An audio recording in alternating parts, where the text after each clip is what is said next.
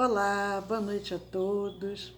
Sejam todos bem-vindos ao nosso curso de Espiritismo. Hoje é quarta-feira, dia 11 de novembro de 2020, e como temos feito todas as quartas-feiras às 20 horas, nós temos estudado a doutrina espírita. Nós temos utilizado para esse estudo a apostila da Federação Espírita Brasileira, que é o tomo único, voltado. Nós optamos por essa apostila para o segundo ano de estudos. Essa apostila da Federação Espírita Brasileira, tomo único para o segundo ano do nosso curso. E nós vamos aproveitando, mandando um abraço para Francislene, boa noite, que Jesus te abençoe. Nós vamos começar lendo um pequeno trecho do livro Vinho de Luz, através do benfeitor Emmanuel e Francisco Cândido Xavier. A mensagem 51. Não se envergonhar, porque qualquer de mim e das minhas palavras se envergonhar, dele se envergonhará o Filho do Homem, Jesus. Essa passagem se encontra no Evangelho de Lucas, capítulo 9, versículo 26, repetindo o que Jesus disse: porque qualquer que de mim e das minhas palavras se envergonhar, dele se envergonhará o Filho do Homem, Jesus.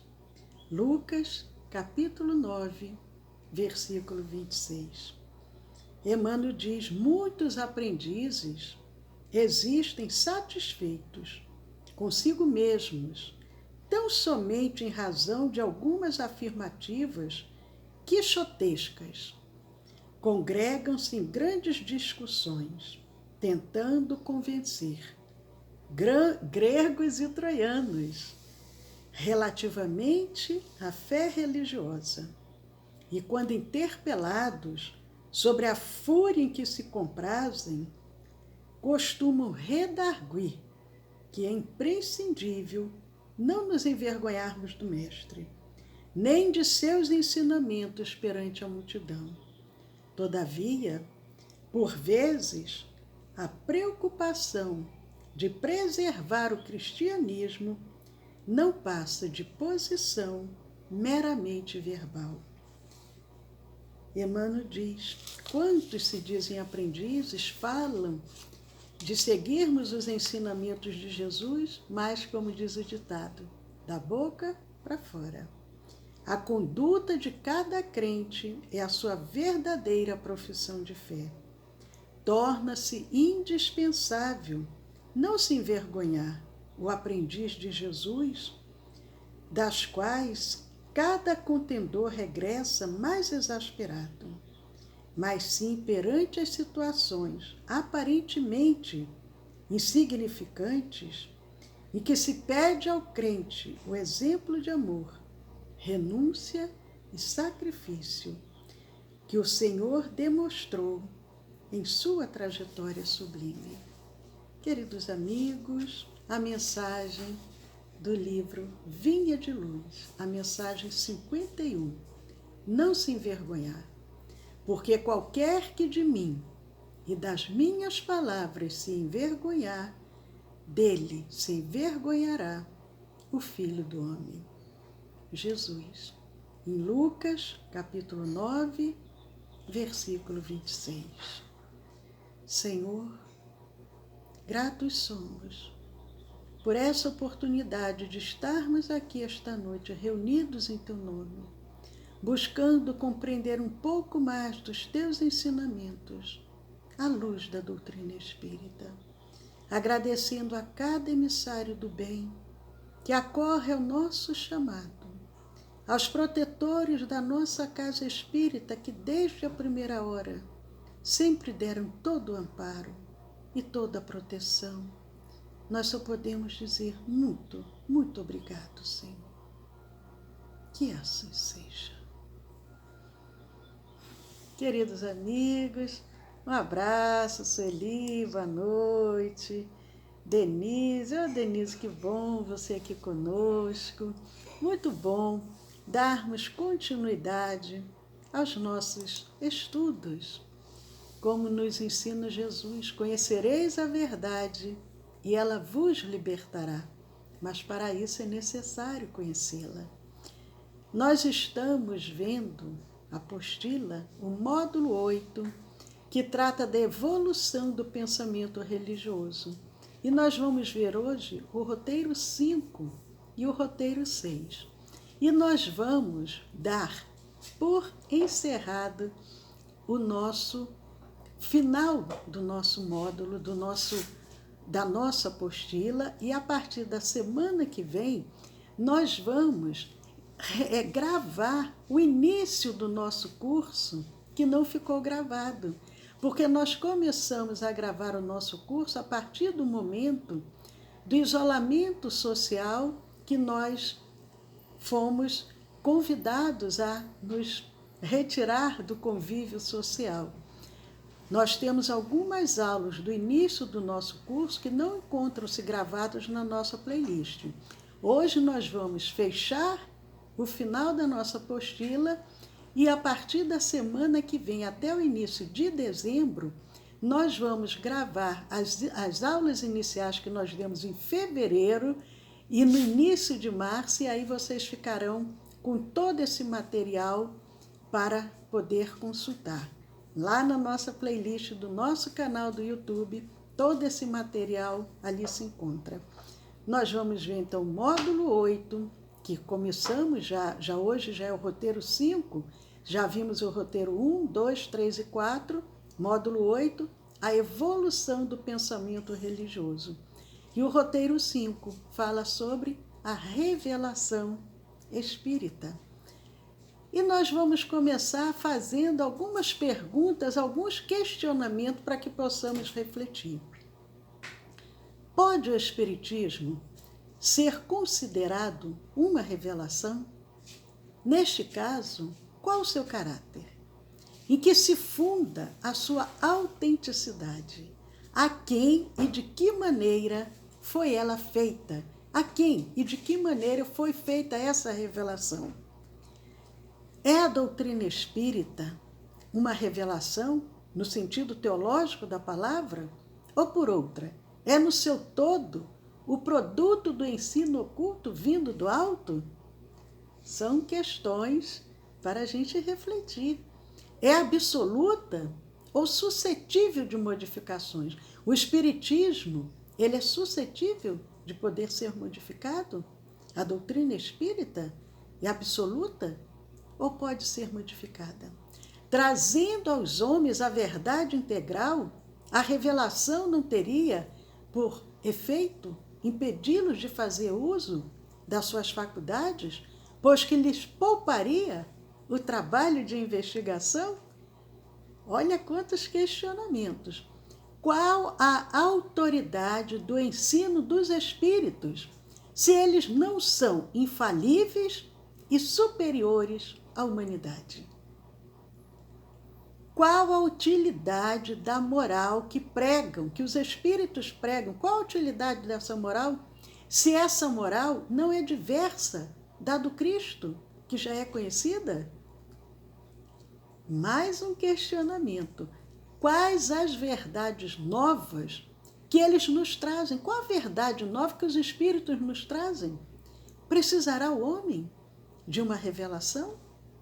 São questões para a gente refletir. Kardec dizia o quê? Que nós temos que ter uma fé raciocinada. E para isso é necessário que a gente reflita. Não podemos somente aceitar tudo que nos é entregue. Não. Mais um questionamento. E não poderá achar em si mesmo e em sua consciência tudo quanto é mister para se conduzir na vida? Quantos questionamentos, quantos questionamentos. Em primeiro lugar, vamos definir o sentido da palavra revelação, porque nós sempre dizemos, O Espiritismo é a terceira revelação.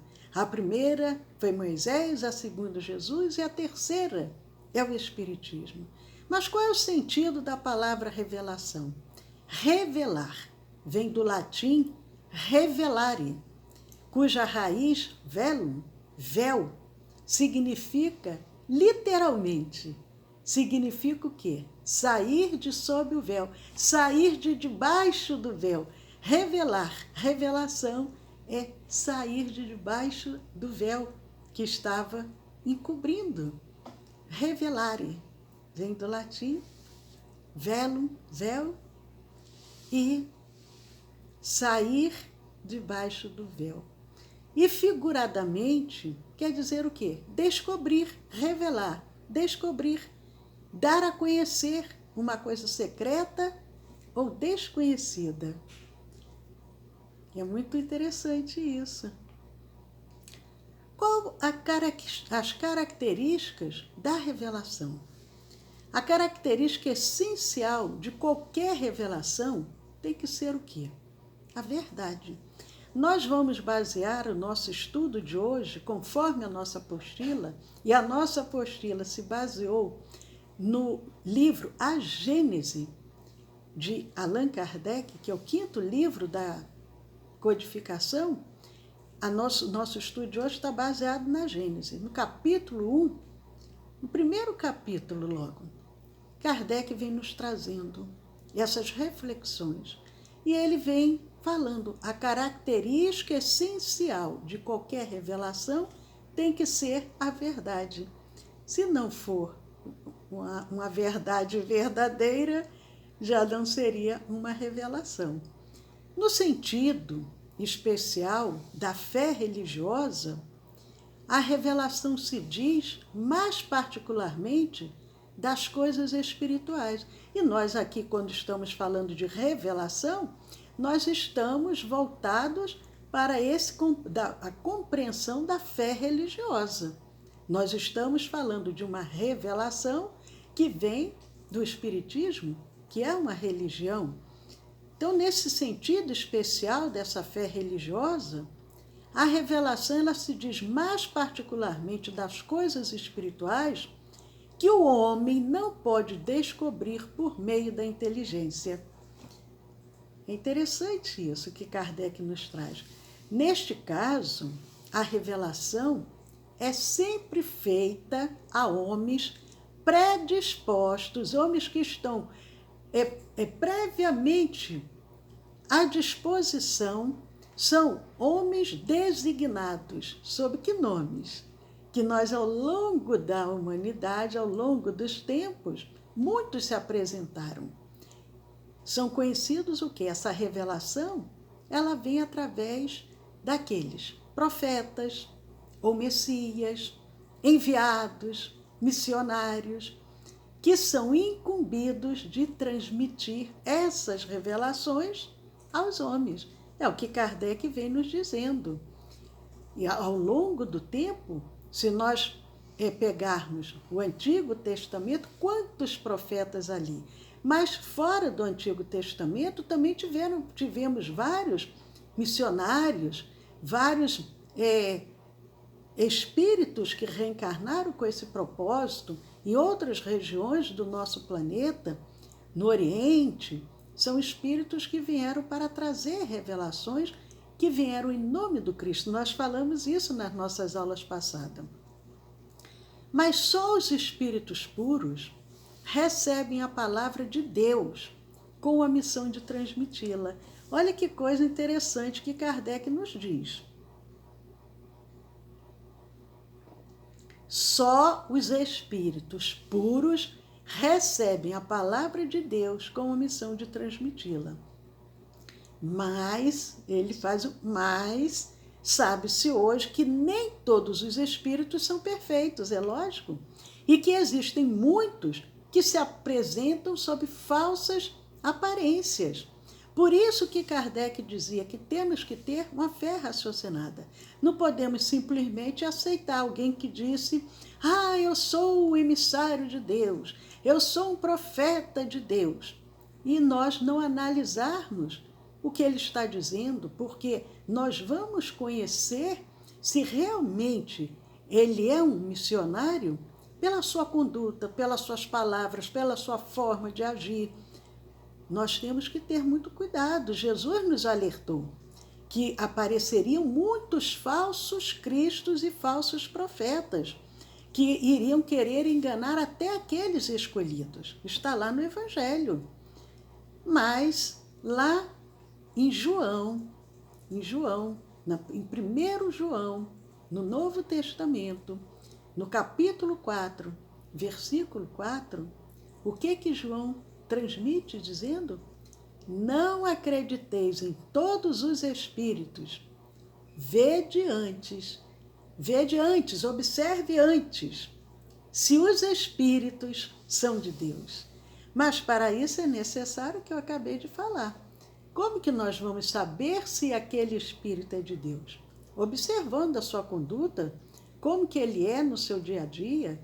Não podemos simplesmente aceitar tudo que chega a nossas mãos.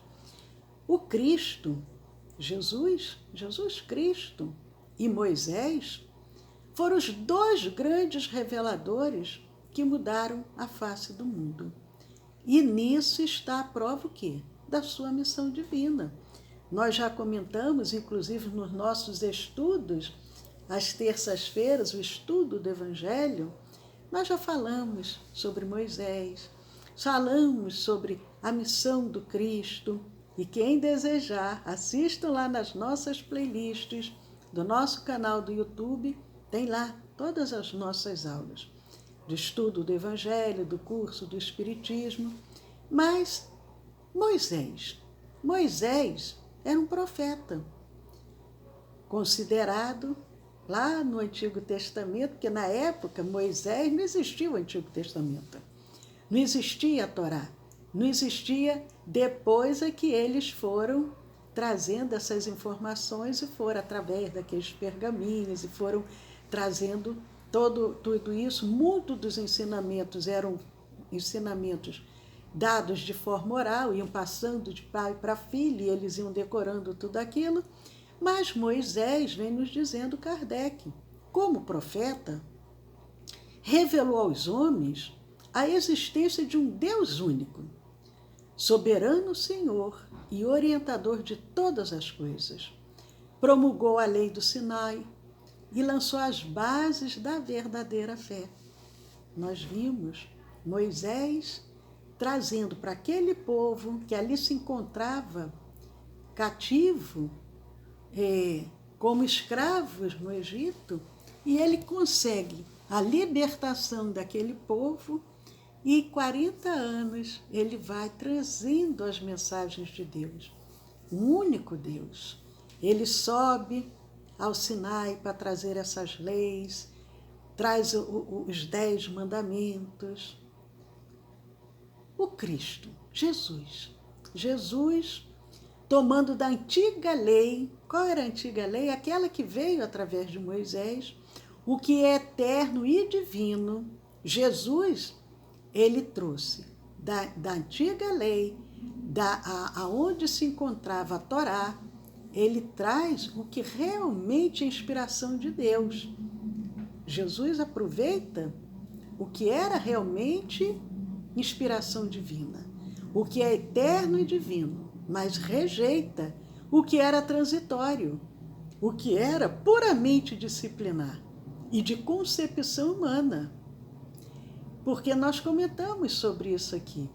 Moisés, para poder frear aquele povo, eram milhares de hebreus cativos saindo do Egito.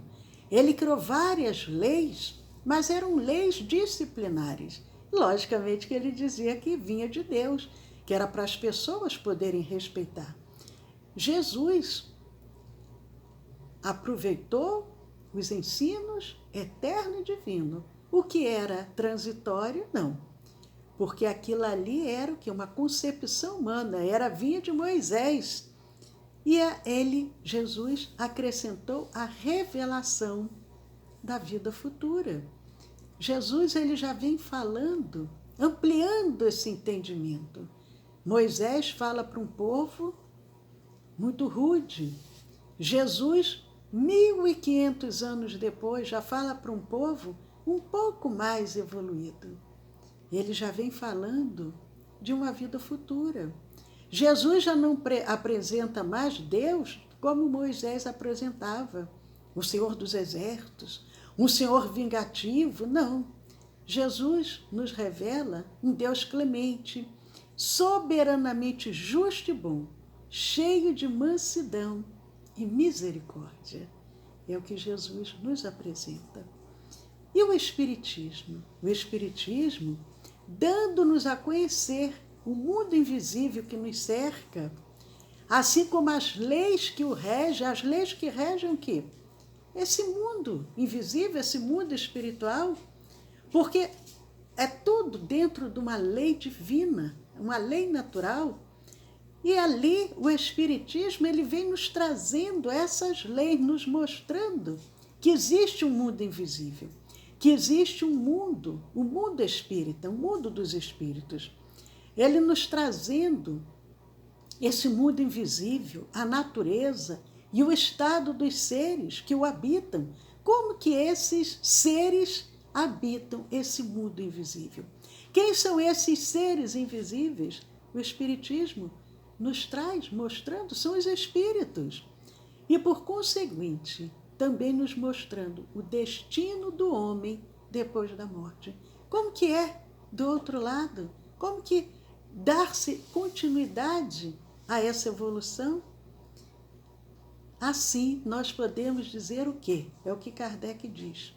É uma verdadeira revelação, porque tudo que nós aprendemos com o Espiritismo é uma grande revelação. A primeira, Moisés, a segunda, Jesus, a terceira, o Espiritismo.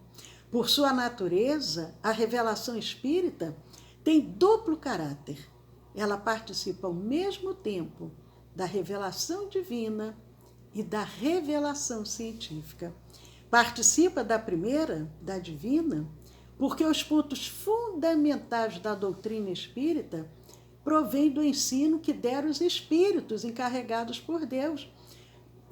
Allan Kardec, ele foi somente entre aspas, porque o trabalho dele foi magnífico, foi um super trabalho, mas ele organizou o que os espíritos trouxeram. O que provém são os ensinos que vieram dados pelos espíritos. Mas não foram qualquer espíritos, foram espíritos encarregados por Deus de esclarecer os homens.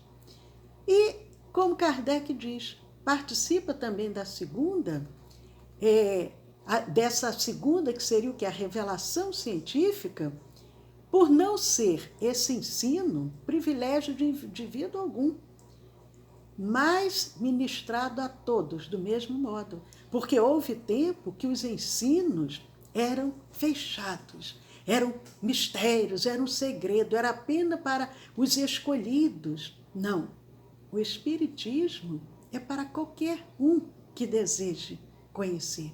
Não é mais aquela revelação apenas para um determinado grupo e os demais ficavam sem compreensão. Não.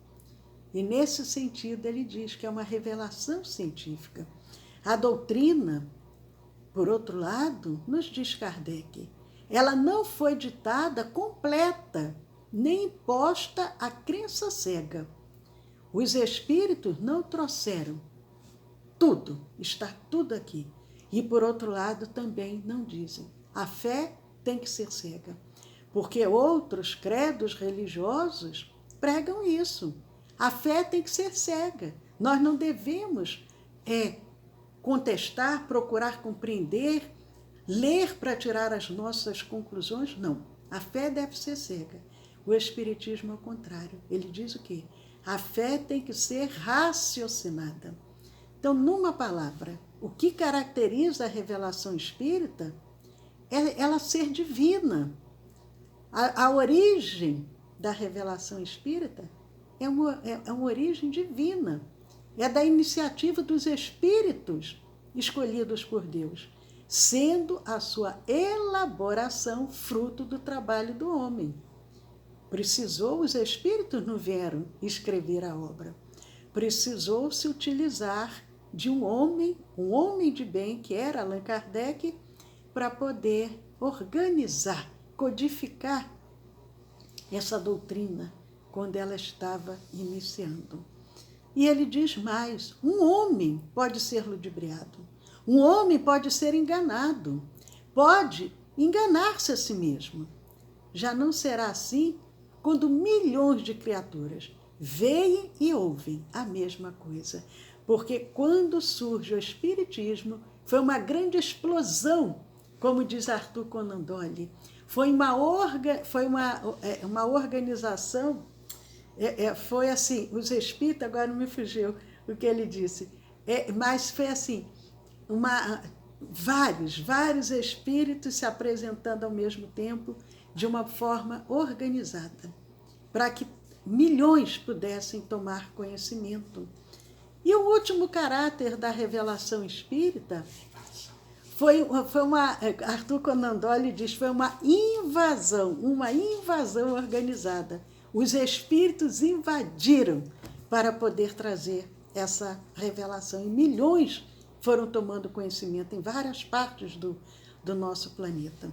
E o último caráter da revelação espírita, a ressaltar das condições mesmas em que ela se produz, é que, apoiando-se em fatos, tem que ser, e não pode deixar de ser, essencialmente progressiva, como todas as ciências de observação.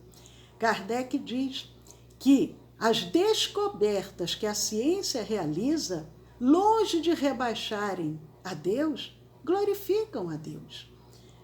Da mesma forma, o Espiritismo não estabelece como princípio absoluto, senão que se acha evidentemente demonstrado, ou que ressalta logicamente da observação. Se por acaso houver algum ponto que a ciência consiga perceber que não está correto, Kardec disse, de uma forma muito humilde, nada obsta a que mudemos de opinião. Se houver uma confirmação pela ciência. Por outro lado, temos que saber que a ciência muitas das vezes se equivoca.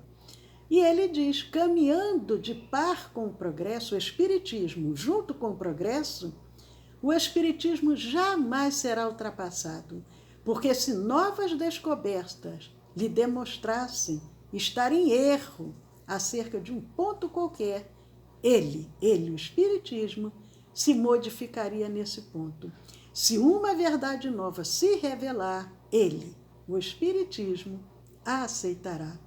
É muito linda essa posição de humildade de Kardec. A revelação espírita, ela não se circunscreve a um povo. Razão há, pois, para que o Espiritismo seja considerado a terceira das grandes revelações.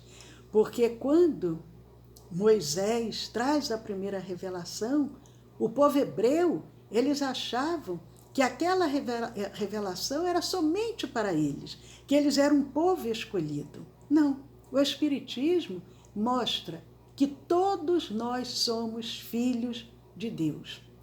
Todos nós estamos aqui para evoluir. Deus não iria privilegiar um povo em detrimento de outros, não. Esse conhecimento, essa revelação, esses missionários, esses profetas, eles reencarnaram em vários povos. Mas nós vamos ver agora o roteiro 6, que fala sobre o Espiritismo, que é o Consolador prometido por Jesus. Por que nós falamos isso? O Consolador prometido por Jesus é o Espiritismo. Aconteceu o seguinte, muitos sabem, lembram desse fato, outros talvez estejam ouvindo pela primeira vez. Jesus, na última ceia, ao despedir-se dos discípulos, que compunham o seu colégio apostólico, prometeu-lhes a vinda de um outro Consolador. Será o Espiritismo este Consolador? É uma pergunta que nós fazemos. Jesus, ele promete esse Consolador. E ele vem dizendo: o Espírito de verdade que o mundo ainda não conhece, por não estar maduro para compreender. Consolador que o Pai enviará para ensinar todas as coisas. Um Consolador que viria para ensinar todas as coisas e para relembrar o que Jesus havia nos dito e que muitos de nós já não lembrávamos mais. E Kardec vem dizendo que o Espiritismo ele vem na época predita, cumprir a promessa do Cristo. Porque nós sabemos que Deus não tem pressa e Ele observa qual o melhor momento para que haja uma determinada mudança planetária. Jesus nos advertiu: ouçam os que têm ouvidos para ouvir. Ouçam os que têm ouvidos para ouvir. Jesus já havia feito essa advertência. E o Espiritismo, ele vem abrir os olhos e os ouvidos, porquanto fala sem figuras, sem alegorias. Ele levanta o véu intencionalmente lançado sobre certos mistérios, porque, como Jesus disse, nem tudo os homens do meu tempo têm condições de compreender. Por isso eu vou pedir ao Pai, para que Ele envie esse Consolador, porque aí sim os homens já vão estar mais preparados. E no Espiritismo, nós não temos rituais, vestimentas, palavras decoradas, nada. Nós simplesmente procuramos trazer o cristianismo redivivo, da mesma forma que Jesus nos legou, nos deixou. E vem, finalmente, o Espiritismo trazer a consolação suprema aos deserdados da terra e a todos os que sofrem, atribuindo causa justa e fim útil a todas as dores. Jesus nos disse, está lá no Sermão do Monte: bem-aventurados os aflitos, pois que serão consolados. Mas como há de alguém sentir-se ditoso, sentir-se feliz por sofrer, se não sabe por que sofre? Quantos perguntam isso? Eu não acredito em Deus, porque como que Ele permite que eu passe esse sofrimento? Eu sempre fui uma pessoa boa, uma pessoa que sempre agi bem. Então, se nós não conseguimos compreender o sofrimento, como que nós vamos poder sentirmos bem-aventurado, quer dizer, felizes? Bem-aventurados aflitos, pois que serão consolados. Felizes os aflitos, porque serão consolados. Mas o Espiritismo mostra a causa dos sofrimentos nas existências anteriores e na destinação da Terra, onde o homem expia o seu passado.